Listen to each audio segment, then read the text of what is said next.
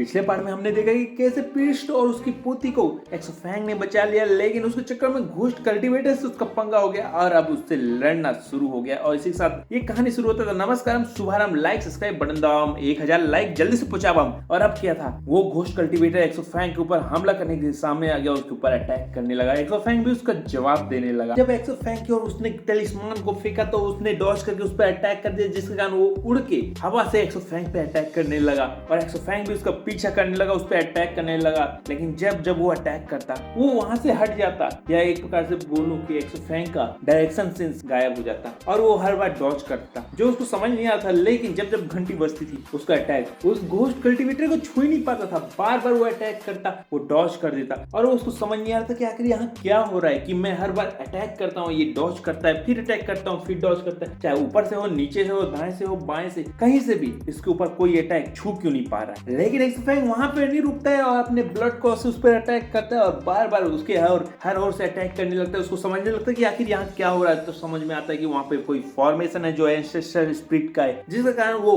Confuse हो रहा है और इसीलिए वो भी एक फॉर्मेशन काउंटर के लिए वो जमीन में डाल देता है और फिर अटैक करता है। इस बार वो जैसे ही घोस्ट कल्टीवेटर घंटी बजाता है, इस बार उसकी कैंसिल हो जाता है और उसको एक जबरदस्त तरीके से एक्सोफैंग पकड़ के जमीन में घिसले देता है और उसका खेल खत्म कर देता है, ऐसा उसको लगता है। वो आसमान में देखता है तो उसको पता चलता है कि फॉर्मेशन तो अभी भी एक्टिव है। इसका मतलब वो घोस्ट कल्टीवेटर अभी भी जिंदा है, वो विच अभी भी यही कहीं छुपा हुआ है। लेकिन पहले वो कुछ करता, घोस्ट कल्टीवेटर उसका पीछे से आके गला पकड़ लेता है और दबाने लगता है। लेकिन एक्सोफैंग इतना जल्दी हार नहीं मानना रहता है और वो अपने आप को छुड़ा के ब्लड नीडल से फिर उसको खत्म कर देता है। लेकिन इस बार हमको दिखता है कि जैसे ही वो खत्म होता है, उसके डंडे में जो कंकाल बंधे थे उसमें से एक और कंकाल तबाह हो जाता है। ऐसा पहले भी हुआ रहता है, लेकिन पहले ध्यान कोई नहीं देता है। और इतना होते ही फिर से वो दोबारा आता है और एक्सोफैंग को मारने की कोशिश करता है और उनके बीच में लड़ाई शुरू हो जाता है। लेकिन फिर भी एक्सोफैंग उसको भी मार देता है, लेकिन दूसरे कपन से वो दोबारा आ जाता है और उसके ऊपर अटैक करने लगता है, जिसको देख के एक्सोफैंग को समझ में आ जाता है कि इसको बार बार मारना पड़ेगा। लेकिन कितनी बार, आखिर उसको ये समझ नहीं आता है और वो आखिरकार नोटिस कर लेता है जो उसके डंडे में कंकाल रहते हैं वो फूटते हुए दिखाई देते हैं और अब समझ में आ जाता है कि जितने कंकाल यहाँ है उतने उसकी लाइफ अभी इस फॉर्मेशन के अंदर बची हुई है और वो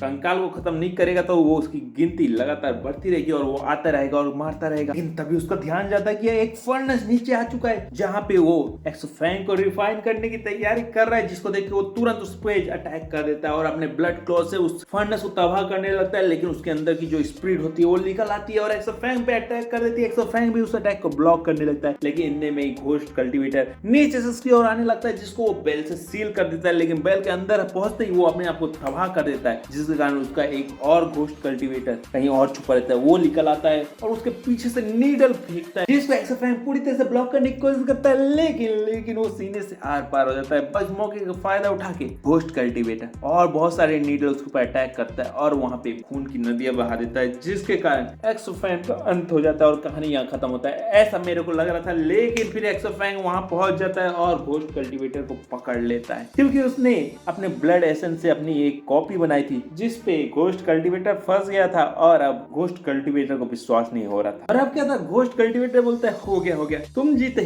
आज के लिए इतना ही हुआ, फिर कभी हम लोग दोबारा ट्राई करेंगे। शायद दोनों को पता था कि दोनों एक दूसरे को मार नहीं सकते और इसीलिए रुक गए थे और अब बात करना शुरू करते हैं। लेकिन सीन बदल जाता है और हमको ची और उसके साथियों को दिखाया जाता है जो फॉरेस्ट में पहुंच जाते हैं डीमन किंग को खत्म करने के लिए और उस पर अटैक कर देते हैं। लेकिन उसके बग उन पे अटैक करते हैं, उन सबको तबाह करने लगते हैं, जलाने लगते हैं, ठंडर टेक्निक शॉर्ट टेक्निक से उसको खत्म करने की कोशिश करने लगते हैं। लेकिन वो बग इतना आसानी से खत्म नहीं होने वाला रहता है, वो आखिर डीमन किंग बग होता है और वो उनके ऊपर अटैक कर देता है। लेकिन ची और उसके साथी रुकते नहीं है, वो भी अटैक करने लगते हैं और उसके टिड्डे डीमन किंग के उन पे अटैक करते हैं, जिसको वो ब्लॉक करने लगते हैं और ची अपने साथियों से अलग होकर दूसरे साइड से अटैक करती है और इन लोग एक साइड से बेल के अंदर से अटैक करने लगते हैं। और ची जब ध्यान उसको अपनी ओर खींच लेती है, अपने शॉर्ट टेक्निक से उसको खत्म करने के लिए आगे बढ़ती है, उधर से उसके साथी भी अपने शॉर्ट टेक्निक से उसको खत्म करने के लिए आगे बढ़ते हैं और एक साथ एक झटके में उसके ऊपर अटैक करके उसको खत्म कर देते हैं, ऐसा उनको लगता है। लेकिन वो टिड्डा अपने बग के बीच छुप के गायब हो चुका रहता है, जिसको देख के उनको पता चलता है कि वो भाग चुका है और अभी जंगल में कहीं छुपा हुआ है। लेकिन तभी सीन चेंज होता है और फिर से हमको एक्सोफैंग और उस घोस्ट कल्टीवेटर को दिखाया जाता है। एक्सोफैंग उससे पूछता है कि सारे डिमोनिक सेक्ट बुरी तरह से क्षतिग्रस्त हो चुके हैं और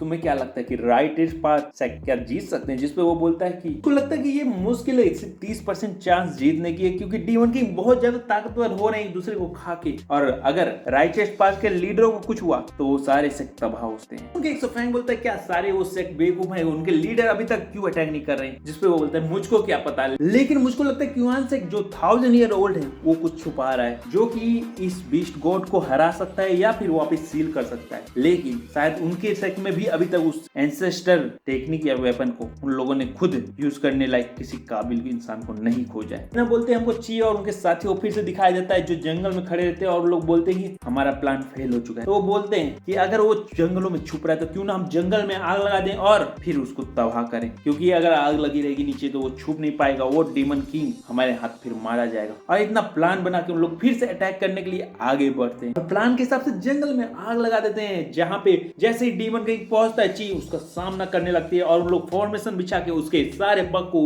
उसी फॉर्मेशन में कैद कर देते हैं और जलाने लगते हैं। डीमन किंग कुछ नहीं कर पाता है, लेकिन जैसे ही वो अटैक करने के लिए तैयार होता है इन लोग ऊपर से भी उसके ऊपर अटैक कर देते हैं और उसको एक झटके में ची पहुंच के खत्म कर देती है, ऐसा उनको लगता है। लेकिन वहां पे 4 बहुत बड़े बड़े एग फिर उनको दिखते हैं, जिसको देख के वो क्यूरियस हो जाते हैं और उनमें से एक आगे बढ़ता है। इन तभी सबको शक होता है डीमन किंग इतना आसानी से मर कैसे सकता है और ये 4 एग कहीं उससे से रिलेटेड तो नहीं है। और जैसे ही उनको ये सब क्लियर होता है वो तुरंत उसको वार्निंग देते हैं, लेकिन इतना देर में डीमन किंग बाहर निकल आता है और इस बार एक नहीं 4 के 4 उनके ऊपर अटैक कर देते हैं, जिनके पास चारों एलिमेंट की पावर होती है और वो अब इनके ऊपर अटैक करना शुरू करते हैं, इनको बुरी तरह से घायल कर देते हैं, जिसको देख के ची चौंक जाती क्योंकि वो भी अब घायल हो चुकी थी। फिर भी वो हार नहीं मानते और अब लड़ने का फैसला करते हैं, उनसे लड़ने लगते हैं, लेकिन वो चारों ओर से घेर के इनको पीटने और मारने की कोशिश करने लगते हैं, जिस पर वो ची और बाकी लोग फैसला करते हैं कि हर कोई एक एक पे ध्यान देगा और वो आपस में टीम डिवाइड कर लेते हैं और सबको मारना शुरू करते हैं, अपनी sword technique bell technique use करने लगते हैं। लेकिन डीमन किंग भी शांत नहीं बैठता है, वो भी अपने जितने भी अवतार रहते हैं उन सबसे उन पे अटैक करने लगता है, लेकिन वो अपनी पूरी पावर से उस पे एक जबरदस्त अटैक करते हैं और उसको फाइनली खत्म कर देते हैं। और इसी सीन चेंज होता है, हमें घोस्ट कल्टीवेटर को दिखाया जाता है जो बोलता है मुझको पता नहीं था कि ये लड़का इतना खतरा लेने के लिए तैयार है क्यूआन सेक्ट के एंसेस्टर लैंड में जाने के लिए, क्योंकि उसने बता दिया था कि वहां पे कुछ ऐसा छुपा हुआ है जिसको अगर किसी ने हासिल कर लिया तो वो डीमन गॉड को टक्कर दे सकता है। और इसी के बाद वो बोलता है लेकिन क्या पता क्या इसकी किस्मत में वो लिखा है कि नहीं, मुझको नहीं पता, बस मैंने तो बताना था बता दिया। घोस्ट किंग तुमने जो बोला था वो मैंने कर दिया। और इसी साथ ऐसा फैन को दिखाया जाता है और